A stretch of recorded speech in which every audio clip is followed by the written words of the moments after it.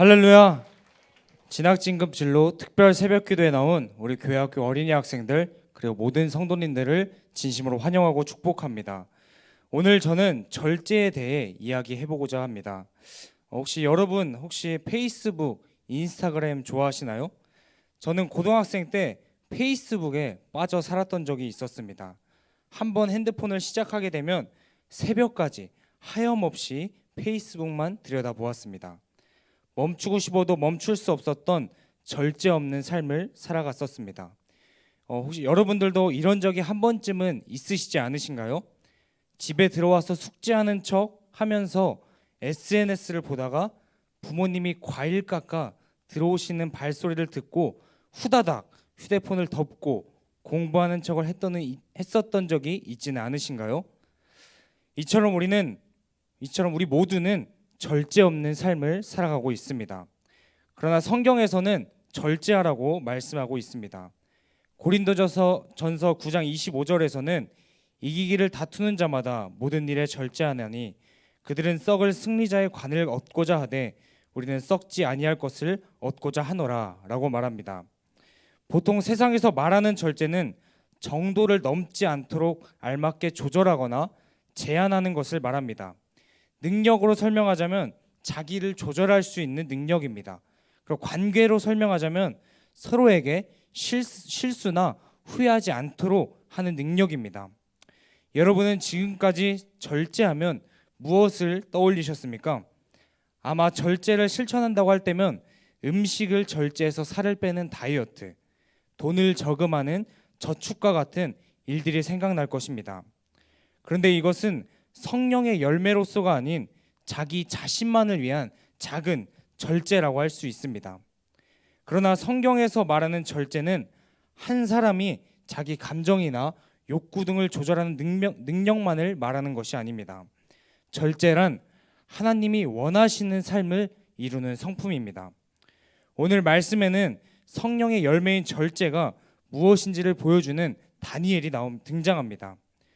바라기는 오늘 말씀에서 다니엘이 했던 결단을 통해 저와 여러분 모두가 하나님께서 원하시는 절제가 무엇인지를 깨닫고 절제의 성품을 갖는 시간이 되기를 소망합니다. 다니엘은 바벨론 포로로 잡혀온 소년이었습니다. 바벨론의 느부갓네살은 유다 포로 중에서 귀족 출신이나 흠이 없는 소년들을 선정하여 바벨론의 언어와 학문을 가르쳤습니다.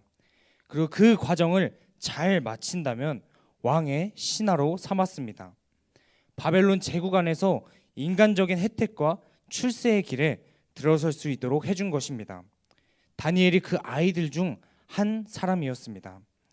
다니엘은 총명하여 금세 다른 포로들이 누릴 수 없는 왕의 음식과 포도주를 먹을 수 있는 특권을 얻게 됐습니다. 하지만 믿음을 지켜오던 다니엘은 왕의 음식을 거절하게 됩니다. 왜요? 왕의 음식은 이방신에게 바쳐진 제물이었고 모세의 율법에서 부정된 음식이었기 때문입니다. 우리는 여기서 다니엘의 절제를 볼 수 있습니다. 다니엘은 세상 풍요보다 지극히 높으신 여호와 하나님을 모시는 삶을 살고자 믿음의 절제를 행하였습니다. 이것이 바로 성경이 말씀하는 절제입니다. 즉 나의 유익과 만족을 위해 절제하는 것이 아니라 하나님의 뜻을 이루기 위한 절제를 말합니다. 만약 다니엘이 자신의 유익을 위하였다면 어떻게 행동했을까요? 아마 바벨론에서 주어지는 특권이라는 특권은 모두 누렸을 것입니다. 하나님을 믿는 신앙에서 떠나 왕의 호의를 받으면서 음식도 배부르게 먹고 왕궁에서 호화롭게 지낼 수 있었습니다. 하지만 다니엘은 나를 위함이 아닌 하나님의 뜻을 기억하며 절제하였기에 그런 결단을 내릴 수 있었습니다.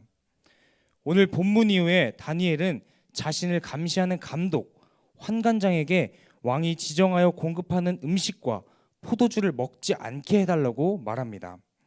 환관장에게는 어려운 부탁일 수도 있었습니다. 왜냐하면 다니엘의 얼굴이 초췌해 보인다면 왕이 어떤 책임을 물을지 몰랐기 때문입니다.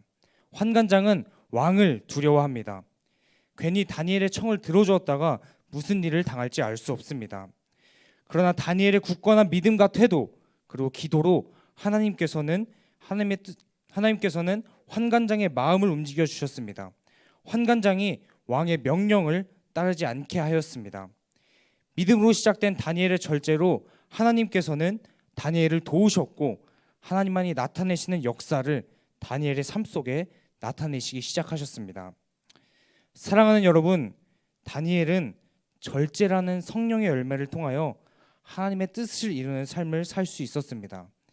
여러분은 절제를 어떻게 행하며 살아가고 계신가요? 혹시 절제를 한다고 하면서 오직 나를 위한 절제만을 하고 계시지는 않으신가요? 자기 자신을 위해 몸을 가꾸고 자신의 삶을 위해 무언가를 준비하는 절제도 부정적인 것은 아닙니다. 그러나 하나님께서는 하나님의 뜻을 이루기 위하여 절제하는 삶을 살아가기를 원하십니다. 절제는 자동차의 브레이크에 비유할 수 있습니다. 자동차가 앞으로 나가기 위해서는 우리는 엑셀을 밟습니다. 그러나 자동차는 반드시 멈춰야 할 때가 있습니다. 그때 브레이크를 밟아야 합니다. 긴급한 일이 생길 때, 신호를 기다려야 할 때 브레이크를 밟아야 합니다. 브레이크를 밟지 않아 우리 만약에 선을 넘어버리게 된다면 사고가 나게 됩니다. 이처럼 우리 인생에도 갈 때가 있고 멈출 때가 있습니다.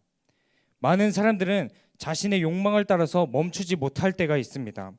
그런데 우리 그리스도인은 멈춰야 할 때 멈출 수 있는 지혜로운 능력을 가지고 있습니다. 그것이 바로 성령의 열매인 절제입니다. 인생이 멈춰야 할 선을 넘어버리려고 할 때 우리는 절제하여 믿음의 브레이크를 밟을 수 있습니다. 그렇다면 우리의 삶에 구체적으로 절제를 어떻게 행하며 살아갈 수 있을까요? 첫째로 말과 언어의 절제가 필요합니다.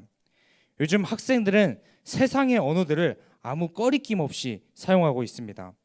그래서 우리는 먼저 말을 하기에 앞서 좀 더 생각하고 내 친구, 내 이웃에게 말과 언어를 사용할 필요가 있습니다. 야고보서 1장 말씀처럼 듣기는 속히 하고 말하기는 더디하라 라는 말씀을 기억하며 우리는 말하는 것에 절제할 수 있어야 합니다. 둘째로 소비의 절제가 필요합니다. 우리의 집에는 한 번도 입지 않은 옷이 옷장에 쌓여 있고 음식을 먹으려고 사지만 그 음식을 먹지 않고 버리는 경우가 많이 있습니다. 이처럼 소비의 문제는 굉장히 심각합니다.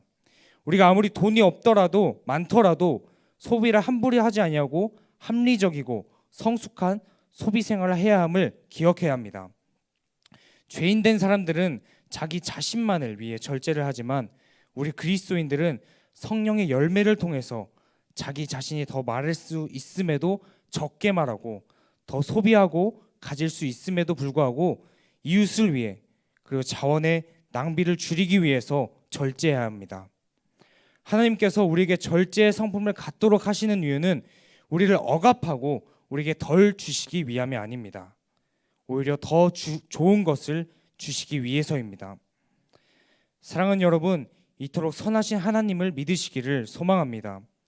그래서 나의 만족과 유익을 위함보다도 하나님의 뜻을 먼저 기억하며 절제할 수 있기를 소망합니다.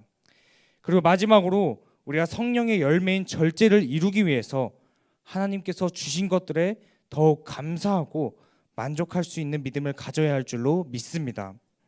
우리 안에 불평, 불만이 계속되면 내 욕구를 채우기 위해 절제할 수 없습니다. 그러나 우리가 하나님의 은혜를 알아서 늘 감사하고 만족한다면 우리는 반드시 절제할 수 있습니다. 성경에서 말하는 감사의 믿음으로 자족의 믿음으로 절제를 이룰 수 있는 것입니다. 다니엘처럼 하나님의 뜻을 이루기 위해 절제하면 우리 삶에 하나님이 큰 일을 행하십니다. 내 삶에도 참 기쁨이 채워지고 다른 사람에게도 유익을 끼치고 기쁘게 할 줄로 믿습니다. 믿음으로 선한 영향력을 끼치는 멋진 삶을 살아갈 줄로 믿습니다.